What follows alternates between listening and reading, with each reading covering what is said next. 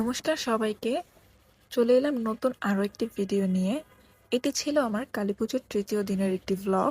সুন্দর করে রেডি হয়ে আমি, আমার বর এবং আমার ননদ ৩ জনে মিলে বেরিয়ে গেলাম। আমাদের এলাকাতেই অনেকগুলো পুজো হচ্ছিল। এজন্য আমরা বাসা থেকে বের হওয়ার পর আমাদের এলাকার ঠাকুরগুলো একটু ঘুরে ঘুরে দেখছিলাম। এরপরে আমরা ৩ জনে মিলে চলে গিয়েছিলাম সত্রাপুর।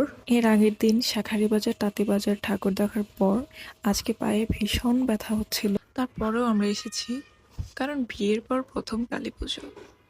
সো খড়াখড়ি মিস করা যাবে না।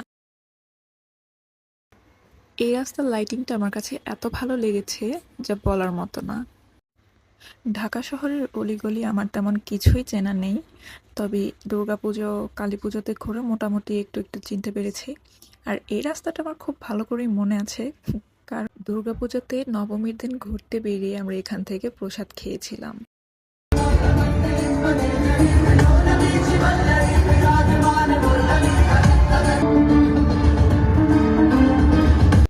রাতে সূত্রাপুর একদম আলোকসজ্জায় ঝলমল করছিল।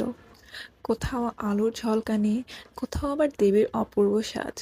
আমরা ৩ জনেই ঘুরে ঘুরে ছবি তুলেছি, ভিডিও করেছি, আর পুজোর ভক্তি আর আনন্দটা উপভোগ করেছি মন ভরে। ঘুরতে ঘুরতে রাস্তাতে এই সুন্দর মাটির পুতুলগুলো দেখতে পেলাম। এগুলো দেখে একদম ছোটবেলার কথা মনে পড়ে যাচ্ছিল। এরপর আমরা হাঁটতে হাঁটতে এই মন্দিরে চলে এলাম। এই মন্দিরের ঠাকুরটা এত সুন্দর ছিল যা বলে বোঝানোর মতো না।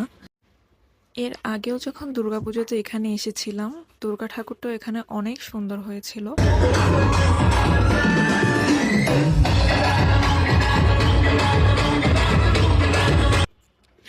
এরপরেই এই ঠাকুরটা এত পরিমাণের সুন্দর ছিল। এর আশেপাশের থিমটা মারাত্মক সুন্দর। দেখতেই পাচ্ছেন ওপরে প্রত্যেকটা অবতারের ছবি দেওয়া ছিল এখানে। অন্যান্য প্যান্ডেলগুলোর মতো এখানে কোনো উল্টোপাল্টা গান বাজনা হচ্ছিল না, বরং এখানে প্রত্যেকটা অবতারের গল্প শোনানো হচ্ছিল। আর এত ভালো লাগছিল দেখতে, যখন যে অবতারের গল্প শোনানো হচ্ছিল সেই অবতারের ওপর লাইট জ্বলে উঠছিল। অসম্ভব সুন্দর ছিল এই থিমটা, আমার খুব ভালো লেগেছে। আর এখানে এই বাচ্চাগুলো আতশ ফাটাচ্ছিল, যেটার শব্দ আমি একদমই নিতে পারি না। ওই যে পেছনে দেখতেই পাচ্ছেন, একদম কানে ধরে আসছিলাম আমি।